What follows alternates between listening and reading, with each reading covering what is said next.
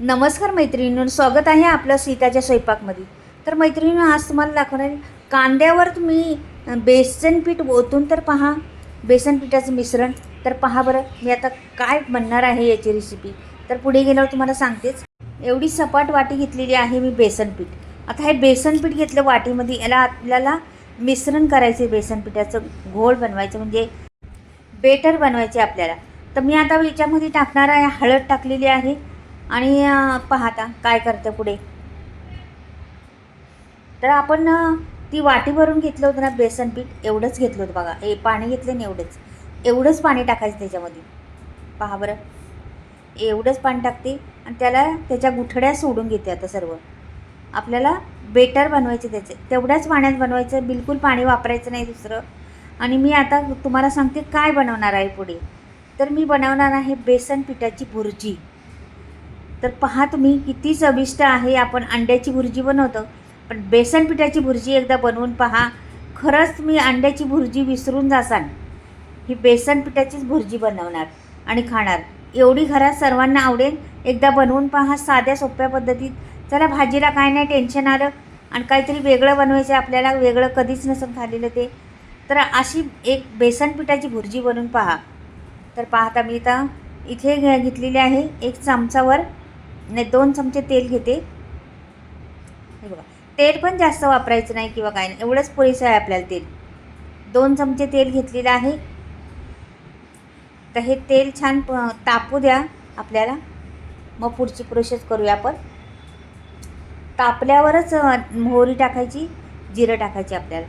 तेल चांगलं तापलेलं आहे. आता टाकली मोहरी. मोहरी बी आता फुलत चाललेली आहे. लगेचच आपल्याला जिरं टाकायचे, 1 चमचा टाकायचे, जास्त नाही. हे बघा, आता हे दोन्ही पण फुललेलं आहे ना मस्त. बघा, तर वाजतं आहे, त्याच्यामुळं छान फुलले. तर लगेच आपल्याला त्याच्यात कांदा ओतायचा आहे. कांदा मी 1 होता माझ्याकडं, तो घेतलेला आहे. पण जास्त जाड नाही, बारीक नाही चिरलेला, मीडियम साईजचा चिरलेला आहे कांदा. तर की त्याला मीडियम साईजचाच कांदा लागतो, म्हणून मीडियम साईजचाच कांदा चिरलेला आहे. भुर्जी बनवायची आपल्याला बेसन पिठाची. तर ह्याच्या प्रोसेस एकदम परफेक्ट आहे. अशाच पद्धतीने करा तुम्ही. तुमची भुर्जी काय, तुमची अंड्याची भुर्जी विसरून जासाल अशी भुर्जी होणार आहे. पहा तुम्ही, जे नसन खात ना अंडी, त्यांनी ही पद्धत खा, खूप टेस्टी. बेसन पिठाची भुर्जी. तर ह्याला जरासंच आपल्याला हे करायचे, जास्त करायचं नाही. म्हणजे बारीक गॅस ठेवलेला आहे, पण जास्त काळं करायचं नाही, की फक्त थोडं ट्रान्सफर होऊन द्यायचं आहे. नंतर आपल्याला इथे बघा मिरच्या टाकलेल्या आहेत कापून, जराशा 2-3 मिरच्या होत्या, 2च आहेत. 2 मिरच्या टाकलेल्या आहेत, त्या जराशा हलवून घेते, थोड्या टाकते कापून. आपल्याला पुढे पण अजून टाकायचे बघा. तर हे लसूण मी किसून घेतला होता, तर हा लसूण मी टाकते त्याच्यामध्ये. छान चव येईल मग त्या भुर्जीला. लसणाने छान चव येते, सुगंध छान सुटतो.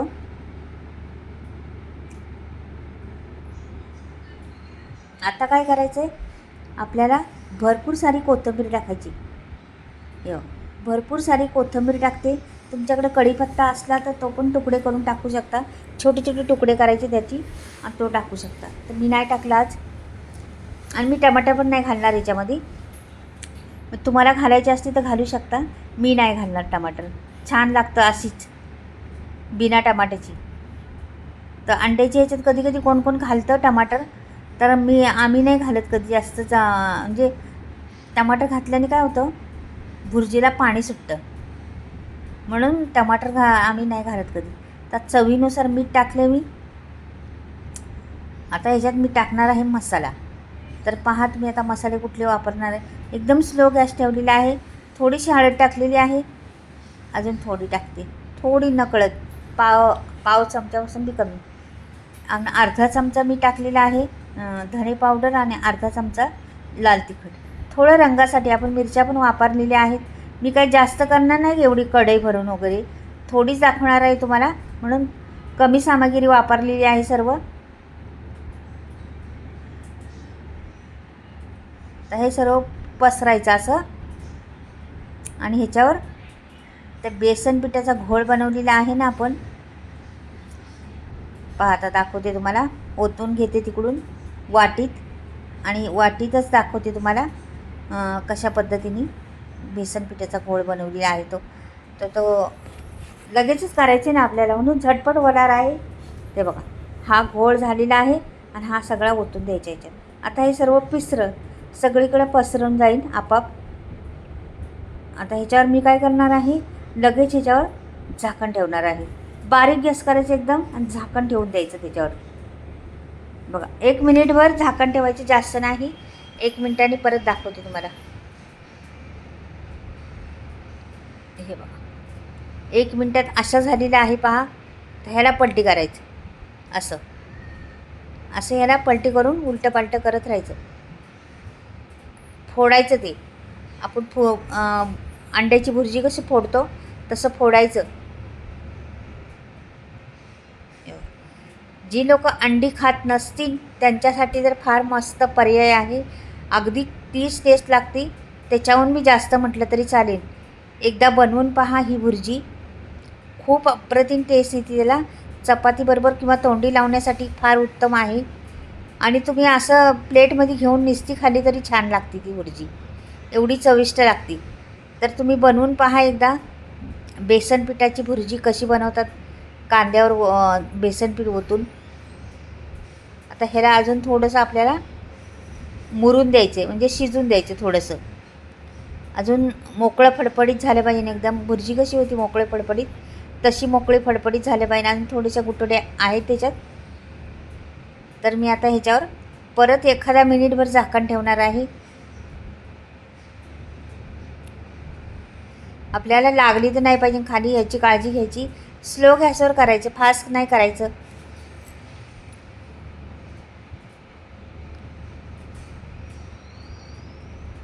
बघा हे काढून घेते सर्व आणि ह्याच्यावर एखादा मिनिटभर अजून झाकण ठेवते, म्हणजे आणखीन मोकळी होणार, मस्त फडफडीत होईल मोकळी. तर पहा आता काढून बघते. हे बघा वाफ पण धरलेली आहे आणि मोकळी फडफडीत झालेली आहे. पहा एकदम मस्त झालेली आहे आणि सुगंध बी छान सुटलेला आहे त्याचा. पहा बरं मोकळी फडफडीत आहे का नाही एकदम, आणि ते शिजलेलं आहे सर्व. आता मी तुम्हाला वाटीत एका काढून दाखवते. साध्या सोप्या पद्धतीत न टमाटा वापरता बनवलेली आहे ही भुर्जी. तर नक्कीच पहा.